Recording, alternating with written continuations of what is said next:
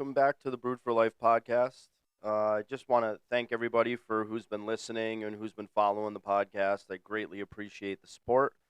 Again, I apologize for the audio on the last episode. I tried to use two different microphones to get a decent recording, and I usually record at times where it's really quiet in my house, but um, I had to seize the opportunity to be able to have a good discussion with Joe and try to get just some of the background as to more of where I've been at, and incorporate a little bit of where Joe's been at. And like I said, I felt like it was important to do because I think sometimes we forget that our past really helps shape our future.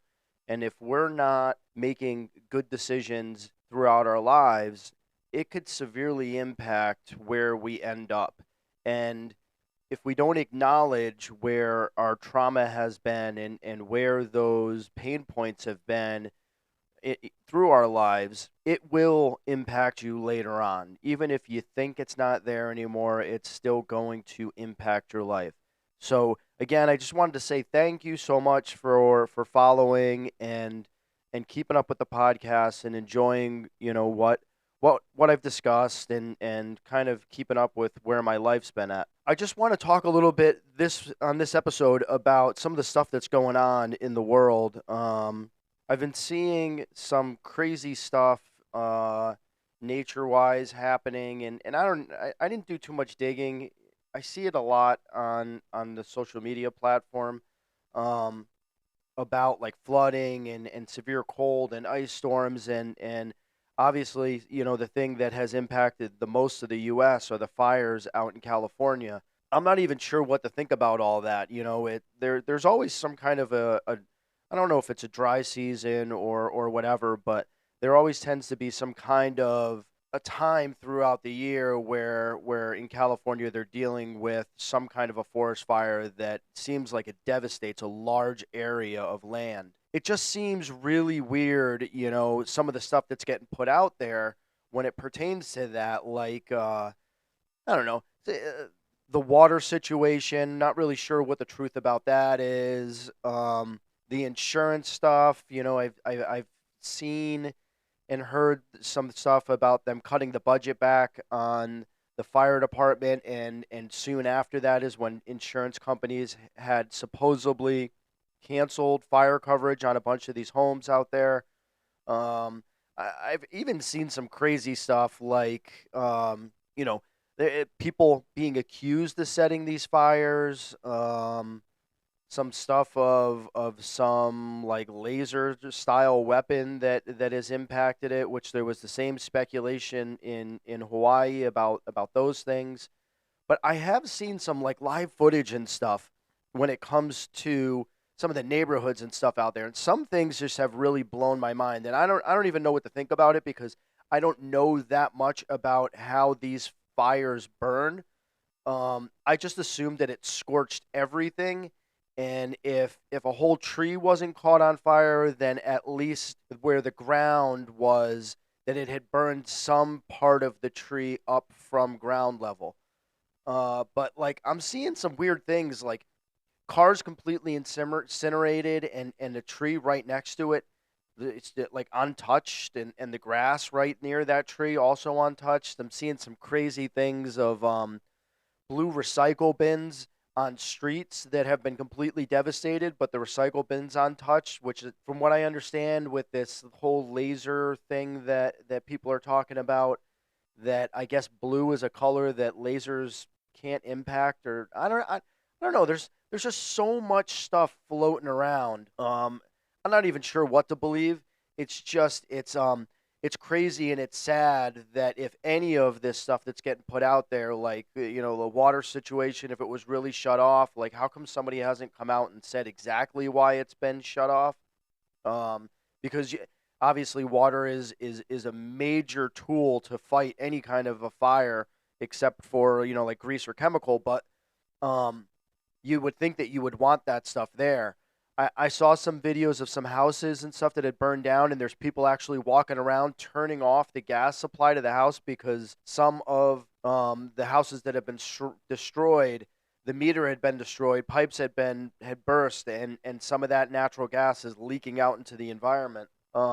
It's just wild, some of the stuff that is going on out there, and some of the stuff that's being kind of shifted out to the public as far as information goes. Outside of that, you get all these other people that are saying, "Oh, the fires were started to hide evidence from this and that and whatever else." Like, I don't know who in their right mind would set a neighborhood on fire just to cover up evidence like that. Like, there's a lot of innocent individuals that don't have, or I would assume don't have any part of anything that other people have been accused of or are being accused of. Like, why would you want to burn 20 something thousand acres just to for instance, just to burn down Puff Daddy's house to hide evidence?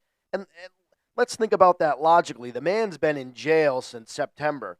If if there's evidence still in that house, then shame on the investigators for not already removing it from the house when they raided it. That's just something else to think about. It's really sad if this was started by individuals as an arson thing. Those people should absolutely be prosecuted because there's millions of dollars of property that has now been destroyed. Um, if it was started for other things, I think if any part of that is true, I think there's going to be a lot of people that lose faith in government officials and their ability to do what's right for the people that live in this country or live in those individual states. That if there's any part of that in there, that's just wild, and especially to have it happen during a transition of presidency. That's crazy. The other thing that kind of struck me as odd was that the mayor of Los Angeles was in Africa, and I don't know if it was how it was handled by media sources or whatever, but they made it sound like she was less than enthusiastic about getting on a plane and coming back. Like what was going on wasn't a big enough priority for her to want to come back home, and I don't know how true that is because to be fair, I don't really trust much media sources anymore. They tell it and they spin it from whatever angle that makes a story, regardless of who you listen to, as far as the media goes. So I would dare to say that not much of that is I don't want to say it's not accurate, but I would err on the side of caution to believe any of that stuff that comes out. Outside of that, at home, my little guy who is just over 2 years old, he got his first ear infection, and my oldest, he never ever had an ear infection, and so as Audrey and I were trying to navigate what the heck was going on with our little one because he was cranky, and this little guy's got like an ear obsession, and he always has since he was a baby. He always wants to hold somebody's ear when he's sitting with them, and he always plays with his own earlobes too. So the fact that he was doing that wasn't anything out of the ordinary for him. But what was he had this like obnoxious dry cough, and it was actually like making him throw up, but it wasn't actual throw up. It was like mucus. It was like this like white mucusy kind of a substance, and he only did it twice. And ironically, one of the times that he did it was like 30 minutes after he ate dinner, and nothing from his dinner came up. Just this little bit of stuff that I it almost seems like it was like a postnasal drip where it was like just tickling his throat and cough, causing him to either like I don't want to say choke, but it definitely sounded like a choking cough, and it was really dry, and so we took him to the doctor, and the doctor was getting ready to test him for like all the stuff that's going on right now, like flu and RSV and all of that stuff. And as soon as she checked his ear, she knew immediately what it was, and so we got him right on on some Tylenol and amoxicillin, which like this kid, I don't know if he's a genius or what his deal is, but he started teething really early in life. So we had been giving him when he was little and most of his teeth were breaking in. We had to give him Tylenol or whatever for that because it's painful and at different times he had some sinus infections, so we had him on like a decongestant and a little bit of nasal spray and stuff. And as he's gotten older, he wouldn't take it through the syringe, so we'd put it in his juice. And now this kid is so smart that when he got sick this time, he wanted to see us mix the juice and or give him water or whatever. He wanted to make sure the medicine wasn't going in there. And he just like he doesn't want to take the medicine. Even though the stuff tastes like bubble gum, he doesn't want to take the medicine. So it's another battle that we're fighting with him to be able to get that medicine in there. But the doctor had said, like with where his ear infection's out and his temperament, which he wasn't cranky all the time. He was definitely cranky at different times and not sleeping through the night, waking up every 2 hours and all of that stuff. But the doctor had said that this little guy must have some major pain tolerance because I guess ear infections are pretty painful. Uh, I don't remember. I don't think I had any when I was a kid, but she said that they can be really painful and itchy, and kids pull at their ears and stuff a lot. The fact that he made it as far as he did he wasn't unbearable, but at times he was unbearable. Like he would just start crying and coughing and just trying to settle himself down. But one would once he started doing that, then like the mucus starts flowing, and it created a more of a problem from him being upset than it had it if we were able to just kind of settle him down. Which like Audrey and I were talking about it, and it's kind of heartbreaking because when you see your kid in that kind of a condition and you see him upset and you can he's coughing and it's a dry, like I said, almost like choking cough, and you want to be able to soothe him and help him and comfort him, but like you just don't know how, and you don't know what you can do to help, and Tylenol's not helping, and a decongestant's not helping, and you're going through all these things, and like just heartbreaking. You always want to do something to be able to help your kid, and to a fault, I was trying everything under the sun that we could think of that had worked before, and I think it may have just been, I don't know, upsetting him a little bit more and irritating him a little bit more. So I don't know. I don't want to say I failed, but um I don't know. I was just trying to do the best I could to help him, and um thank God for Audrey because she was just like you might be overwhelming him with trying to figure all this stuff out, and you don't realize it. You're just your mind's going a million miles a minute just to try to do whatever you could do to help soothe what he has going on. That's what's been going on as of late. My oldest one and I, we popped out and went and saw a hockey game last night, which him and I haven't done in a long time. We went out to a Wolfpack game here in Hartford with some friends of ours, and made me miss hockey, to be honest with you. It's frustrating to watch. It's frustrating to watch a sport you used to play when you see guys not. I don't know. I don't know if they're tired or I don't even want to say mismanaged, but like the lack of effort, the lack of it. I'm a Ranger fan, so to watch their AHL counterpart play, some of the things that really bothered me over the last few years of watching the Rangers was all the same things that I saw out of their counterpart last night, which not winning a ton of faceoffs, not finishing checks, lack of effort, sitting back on the defensive side of the puck and just waiting for the offense to come to them, just being lazy, almost playing like a lazy zone defense and not finishing checks, not aggressively chasing pucks. It was pretty frustrating, and they lost last night 3-1. They gave up a really really bad goal at the end of the second period with 50 seconds left. It was just frustrating to watch.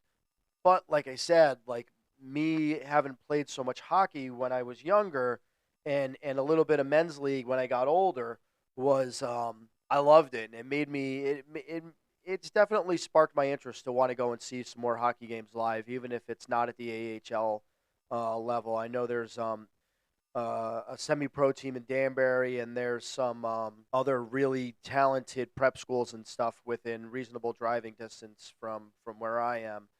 And there's also a rink up in Simsbury that has some top tier youth organizations. So hockey is hockey. Like, yeah, it's a little rough to watch when they're younger because they're not as nimble on their skates and they're not as cohesive as a unit. But it's still hockey, and I don't know. I might be something to look into to be able to do more of that. As we kind of get through this winter time. So outside of that, um, I do want to eventually do a whole podcast on like a whole not a whole podcast, but definitely a whole episode on some sports stuff.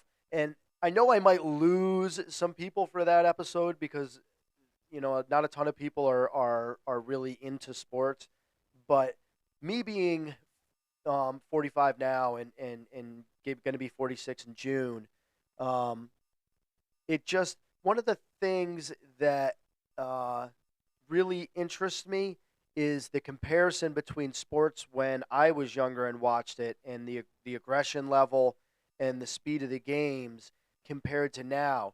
So one of the things within that really interests me is this spark of conversation about who the greatest of all time is. Obviously, when it comes to basketball, and then sports and records like Saquon Barkley setting records this year for him and where he lists overall and some of those discussions. Um, Definitely ones I had with my dad when I was younger because he was an old time guy and really liked old time baseball and those stats. And one of the things that he always said that stuck with me is the time frame. You can't change how the game evolves, but you can change the time. You can still talk about how these records are made and then the time frame that they're made in. So I thought that was really interesting because that came in the conversation with the Saquon Barkley rushing yards. But yes and no, because one of the guys that they're comparing him to also set that he was in discussion with when it came to breaking records. Also broke hit when he broke the record.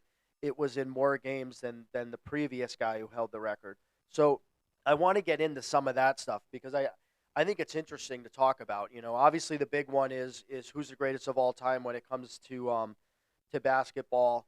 So I want to get into that back and forth because the modern generation, makes an argument that it's LeBron, and my generation makes an argument that it's Michael Jordan.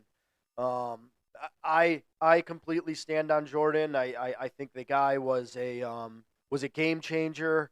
I think he commanded the ball. I think he played strongly on both sides of the ball, and I think his postseason record is one of the greatest. The guy's got all these championships, and he has great numbers through the postseason. As much as it might be boring to kind of dig through some of those numbers and stuff, I definitely want to talk about it because a ton of people do like sports, and sports interest me. So I want to get into all of that, and I also want to get into at some point. Um, I'll probably have Audrey on for that one.